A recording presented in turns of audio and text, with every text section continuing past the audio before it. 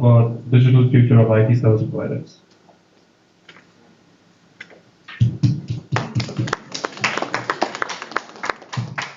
Do I need a mic or am I audible enough for all of you? Better to use mic because we are streaming it live.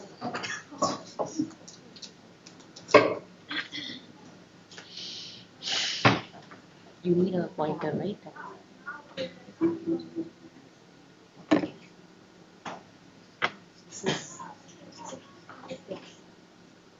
So I should stand. Anyway.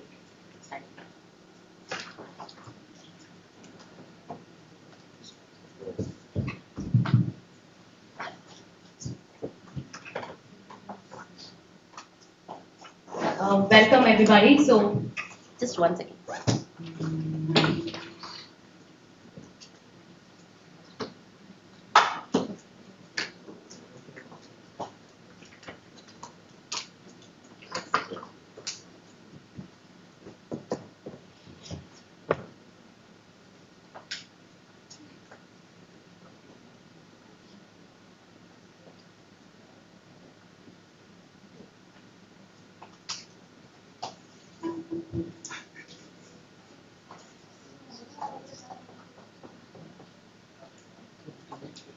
I need the mic. Sujatha, I need the mic.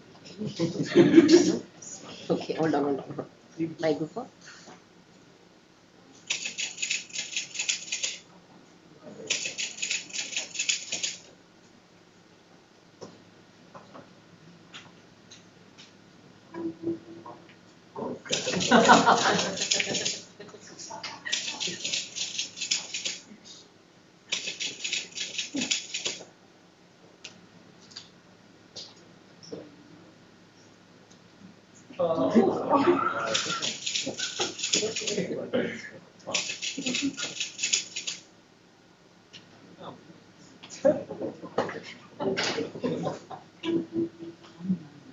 very intense, serious mix you have. I don't know why you said it.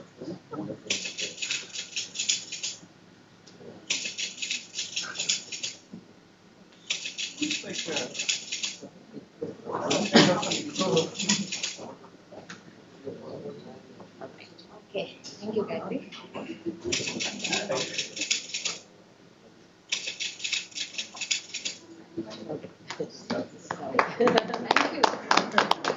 Sorry for it.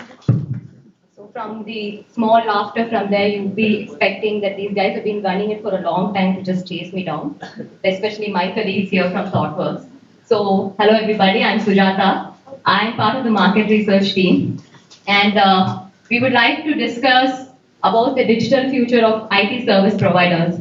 So from the morning session from Naveen as well as from Siddharth, you had heard about Internet of Things and the Kabadiwala Connect, about connecting different things and all that. So when you have topics of that range being discussed, the most abused word or the most prolific word these days being used is digital. How can we just not discuss about it during a morning session? So that was the intention to bring about this key term during our morning sessions talk. So that being the thing, so we thought we will, Bharani and I decided, why don't we talk about how digital has transformed, specifically from the service providers. I'm not talking more about the customers aspect and how we've got business models being evolved. More from service providers, how they have transformed themselves in the last 4 to 5 years to address the customer needs. How they have very genuinely approached these things and each one has picked their specific areas and focused on that. So that is the point that I will be bringing in. That I'll talk about more of the outside, like what is happening outside the market, what are different service providers trying to do. And Bharani here will come in later and fill it up, how ThoughtWorks has approached the digital aspect of it. So that was the intention. And we thought it would be quite interesting to know outside the market rather than you always sitting and doing with your project. It's good to know what's happening outside the market. So that's why we thought we'll bring in this angle and we thought we'll make it an interesting session. So simple, I'll just give you the context setting of why this is, and the next one is there is a strategy transformation map that we have done. Then there is a capability mapping, a table kind of thing, and the value proposition of the different IT service providers. We picked a couple of them, there's a huge amount of information and analysis being done, but we didn't want to bring in a lot of things and confuse it at the same time. So we've just gotten a couple of interesting examples. And finally, Bharani will come and talk about ThoughtWorks alignment to the digital services. So with that as a thing, I've been basically 9 years of research. If anybody comes and asks me, can you please define digital? I'll just give them, it's a connecting of mobile, analytics, data, customer experience, business model. It's a very random kind of words put together is what I would say. I mean, immediately what would come to my mind. Anybody here who can just tell me how digital can be defined? Anybody? Any takers? You get a ball for that. The stress ball, you'll definitely get a stress ball. It's just not analog. Thanks. Electronically transferring data. Electronically transferring data, okay. 0 and 1. 0 and 1, okay. I struggled and I came up with a big definition. Okay, fine. Anything else? Anybody else want to give a shot at it? Defining digital.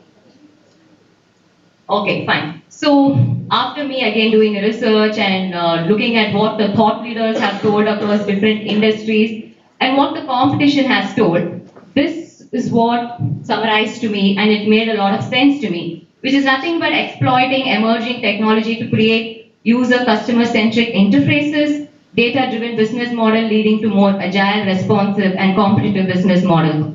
Whatever you guys tried to say, I've given it in a very yarn way, that's it. So that's what defines digital. That is, your customer is there, your data is there, your agile is there, your response. So it's all put together is what makes digital. So keeping with that as the definition, let's just rewind back to say 5 years, 2010-11. What was the major thing happening at that time? Digital was there, but it wasn't pronounced to that level. What were the major things discussed at that time? If you see most of the competition or the service providers, they would have told, we have application outsourcing, we have BPO, we have IT infrastructure services, we have testing, we have ERP and all that. Those are the kind of things. Or even the competition will say we want to develop into specific verticals like say a banking or a retail or something of that sort. Nobody even spoke about bringing in digital at that time, whether cloud was there or even data was there or analytics was there. There was data warehousing and BI which had a different definition at that time. But it was an entirely different kind of a flavor which was added during the 2010 and 11 time. But right now, ask anybody, the first thing they will say is, we are a digitally enabled enterprise. Everybody has been talking about it and they're very easily transformed into that kind of a cycle. So this is what I wanted to show you. This is data that within ThoughtWorks, the research team, we collected it and we put it as a map. So you can clearly see the traditional IT services, which is what I just summarized for you guys, how they've been, the circle obviously shows the market size, the revenue of the company, and how 2011-12 times, how they were in typically the left side of the quadrant. And last 4 years, they have made a very sincere effort to move towards that digital push. The amount of investment, strategy, the building ideas, their proposition has slowly graduated them or pushed them towards that side. So which clearly shows that everybody, so gone are the days where they'll say, okay, let them go explore that particular region. I'll follow them and then I'll learn from them. That can't be done these days. Everybody has to pick their areas, they have to exploit, get hit, it's okay, we will learn again and we'll make the push. So it's come to that point. So with that thing, this is just a summary of what they have done, what is their focus and what is the revenue they're getting from these specific focus areas, how they've gone about it, whether they've been acquiring, whether they're building alliances or they're building platforms or they've gone ahead and done like a different client model relationships and all that. So this just summarizes of what they've been doing in the 4-5 years. I would love to talk to you all about how different companies have gone ahead and done, but due to time constraint, I just picked only a couple of interesting examples to discuss with you. So it will give you an idea how each of these guys have made a sincere effort to move towards the digital side of it. So the first thing that any company would go on, okay, just go back to the thing.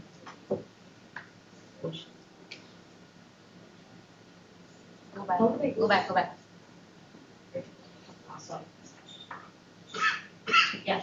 The first thing is the evolution, like I'm just made in comparison of from 2011 to 2015, how each of them have made the change, just to bring in the aspect of how much of effort these guys have put in, so that it gives you an idea of how consciously each of them have moved the data.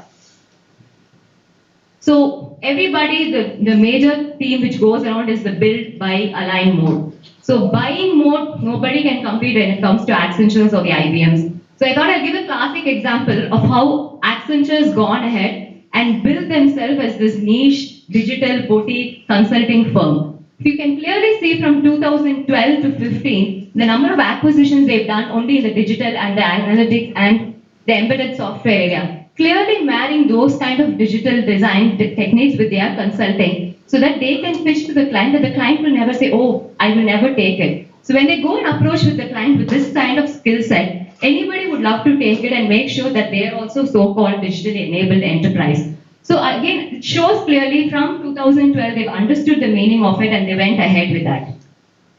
The next company I wanted to bring is Infosys, once upon the darling company of the IT services. But now, recently, after Sujatha K taking over, there has been a new energy in the company. Here, I wanted to bring in an understanding of how they've been building their alliances.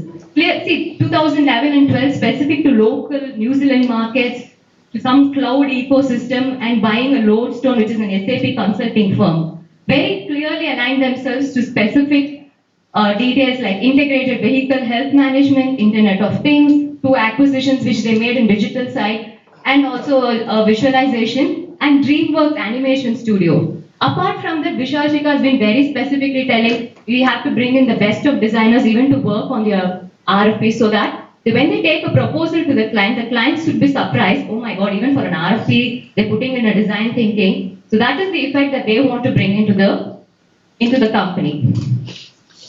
This one's the most interesting one. Most of you would have heard about Watson. Please tell me if people have heard about Watson. IBM. Yes, IBM. So IBM's Watson is the cognitive artificial intelligence, just like what Sashi was talking about, your Jarvis in the morning, which is the more sophisticated of it. It's very nice to see an Indian company going ahead in the market and putting out homes, which is very similar to the cognitive and heuristics ontology-based learning machine. But they are doing it in an alliance with the IBM Watson. But one good thing here is what Watson has not done. Watson cannot learn from visual images. It cannot collect intelligence, or it cannot artificially give you. But Holmes is trying to even do that. They want, even if it's an image which is being thrown into them, they want to interact intelligence from it and give out the output. So that is one thing even Wipro is trying to do with that. Sorry. The other thing I wanted to talk is the client stories. So previously, again, I wanted to bring in Accenture into picture here because I really like the way they give their client message story in here.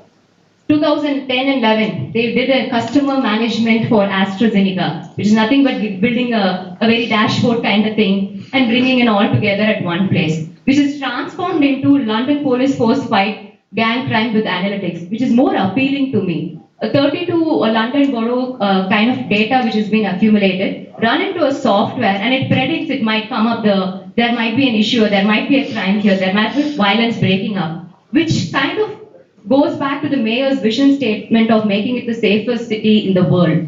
It's more appealing to me, and just imagine digital being helpful in these kind of ways.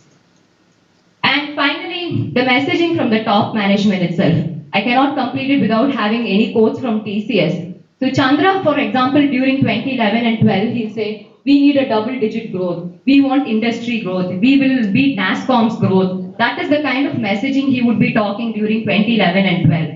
Whereas now, if you see, he'll say, I'll talk about big data, social media, robotics, digital 5 forces. So everybody has consciously made the effect to move towards digital, and even from the top management to the strategy building and everything, they clearly aligned themselves in that. But here comes a company like ThoughtWorks, which we cannot compare ourselves whether with Accenture or the IBM or the Infosys, TCS types. But the only thing is that ThoughtWorks kind of approaches digital in a different way. We don't buy, we don't align, we will not build for platforms like the Holmes or the Watson types. But But what we do is we make sure that we understand the client's problem and we'll make sure we go ahead and satisfy, which is more than what is required. We address digital in a very different way that we're very proud of. So what Bharani will be doing in the next couple of slides will be telling you how we have gone ahead and approached this digitally enabled enterprise problem. I'll hand over to Bharani to take you over the next few slides.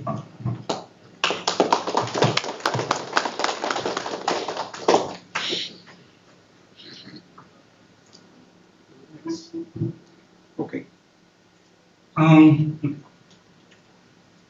Okay, I'll ask, it's almost lunchtime, so I'll ask a question. So how many of us eat pizza? Do you actually make your own menu in the sense, like, do you customize your pizza? That's it? And have you thought that, wouldn't it be great if they took this as, they put this in the menu? Have you thought that wouldn't it be great that this is my pizza, this is Bharani's pizza? Yeah? Cool idea? It's already there, right? Perfect. Like you have like a visual representation of the pizza base, you select the sauce, the toppings. Yeah. So hold on to that thought. Yeah. So I'm going to be talking about the project that we did with Domino's. This is for Domino's Australia. Right? So they have this ambition, mission that I need to connect with customers. We sell great pizza. But I want to have a touch in the sense that I want to let Australians create their own menu, right? And not just create that. I mean, if you actually on the way, there is a coffee chimney next to that. You will have a Pizza Republic where, or what Navneet is saying is true. You can create your own pizza. You can give a name, and it stops there, right? What we've done with Domino's is that take that to the next level, right? You create your own menu. You go ahead and you have social media. You're more than welcome to be an entrepreneur. Give a name to your menu. Place ads in the Facebook. Connect that with the profile, and that information is fed back to the platform. So the menu that you create, the way in which the platform is set up is that every slice of pizza that Domino's sells, you will get a share, right? So we talk about gamification, right? So if you just gamify the system by giving badges, nobody is going to come back, right? And rather, if you have a model where you give them a share of the sales, because customers are doing the hard part, right? So they go into the market, they're spreading the message, they're actually contributing back to your sales. So the system is built in such a way that you reward the end user who have come up with the menu, right? The share varies from as small as 50 cents to as big as $4.5, right? Based on the number of toppings that you use to create the menu. So what does it actually mean? It means we have a responsive site. It looks very slick and simple for an end user. On the back end, we have to integrate with like 13 different enterprise apps to make it all work. It was a C# and an Angular JS on the front end, which is what people see. What it actually means to Domino's is that within 1 year, they had about 170,000 new pizza menu generated just by customers. And what it means in terms of money, 44% growth in earnings before tax. This is what it means. And all of that, Domino's is very proud to attribute back to the platform that we built. Right? This is one example where what digital can do to the market, which is predominantly where you have a set menu and advertisements and marketing is driven centrally, and you empower the actual end user to do the advertisement for them, and then you give back. So there is also a portion of the sales given back to charity. So there is also this belonging of social impact in this. Right? That's one story that we have. Right. Has any of you read this book, Innovator's Dilemma by Clayton Christensen? Right. So you're aware of the dilemma. So whenever you think of innovation lab, you could think of a setup like this. That's not what we did. So this is for Australian Woolworths, set of stores. We are talking about small format stores. right? We want to actually impact the way the purchase is made, right? So we went there to the store, and we did actually set up. That's all the innovation lab is. On the day one, we thought, okay, let's build a cool, mobile app. We'll enable the customers to do a self checkout, right? And on the day two, the product is out, and that's actually the customer. And what we actually observed is that it's very difficult to hold the basket, the item, and your phone and keep scanning, right? So we decided this is not going to work. On the day three, what we decided is, okay, let's not build this on a mobile app. Let's build this for an iPad and place it on the shelf. Right? Woolworths small format stores are known for their fresh meal, right? Fresh organic meal. So what if we build an app that displays, fresh meal menu, and all people have to do is, you touch what meal that you want, and is there a pointer? Yeah, and we have an LEDs that actually light up. Those are the ingredients that you need to make that menu. And you can also enter your email address so that the menu is actually mailed back. You can go home and see the menu and cook the meal for yourself. Right? So this was a huge hit because innovation does not mean that you need to have the world's biggest or a new idea to actually break through the market. Right? It's as simple as helping the customer pick what they want in the quickest way. Right? And this was a huge hit, and they actually started a new way of reaching the customers for this segment of the market. Right? That's what we did to the customer base in Australia. Yeah. How did this solution to that problem? I'm just trying to connect these two things. Which problem? The problem was the customers not able to hold the. Yeah. So they're not. So you just walk in. There is an app. I don't hold the app with myself. So it's not about. We went there to solve the problem of checkout. What we really saw was checkout was not a problem. It's a small format store, right? So there is no issue in the checkout at all. That's what we learned. So the first thing is we wanted to solve the checkout problem, but that's not where the problem is. So what we thought, okay, you have to help the customers, do their job quickly, right? They all come there to get fresh menu. Food for fresh organic. So you build the app so that the time they spend in the store is well spent, right? And as quick as possible, you enable them to buy. Right? So this is what happens. You think you're solving the problem that is actually faced with the customer. What the innovation lab shown them is that's not what the problem is, right? You're going to solve the wrong problem if you're saying I will have a mobile-based self-scanning checkout. That's not what they want. Right, so we've heard so much about Internet of Things, but we have built Internet of Cows. Right, so this is for a client called Silent Hertzman. They are from UK. Right, so every year the farmers need to give a commitment of the quantity of milk they produce, right, to the corporation. Right, so it's extremely difficult problem for the farmers to estimate the quantity of milk. Because you don't know how many cows are going to be in the cycle for you to give them. So what we found out is that so we partnered with a company called ETS, Embedded Technology Solutions. They have this innovative sensor. So the sensor is actually a 3D accelerometer. So the way it works is you tie the sensor, the collar basically to the cow, and they have this patented technology where they came up with the idea the movement of the cow, with just the movement of the cow, you can predict when the cow is most fertile, right?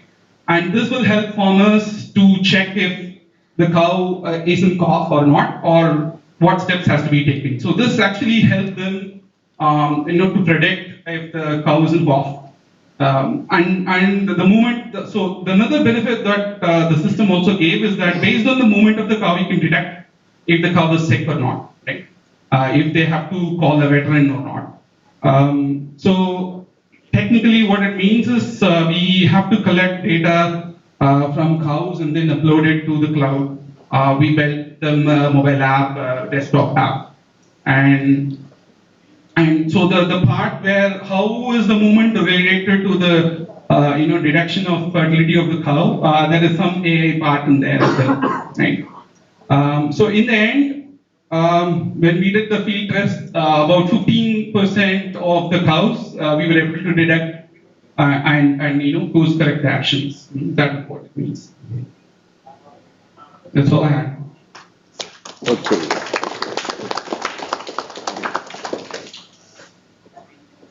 Questions?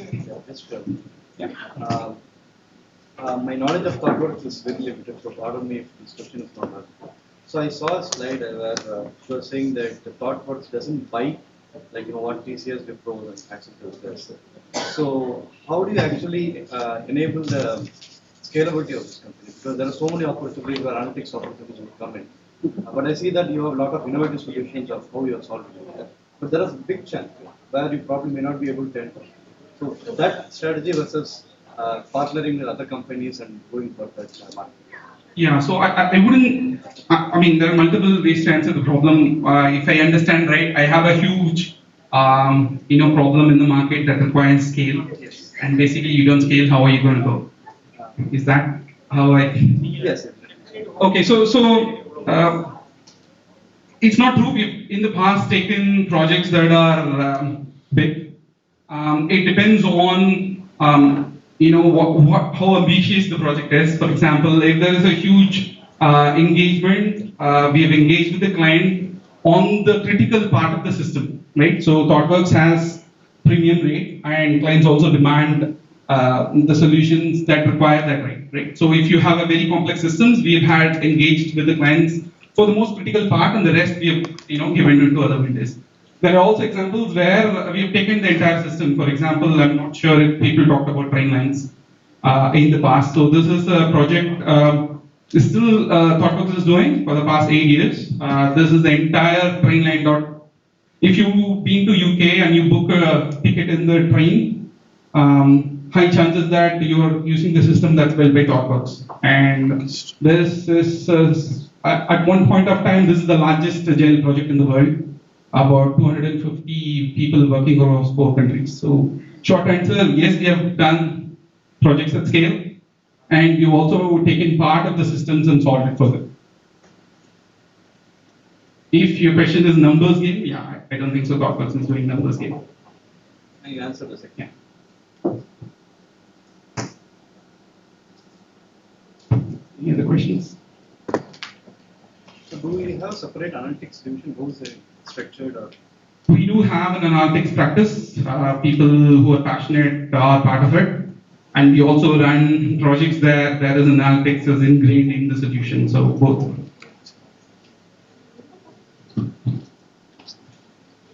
Cool. Right. Thank you.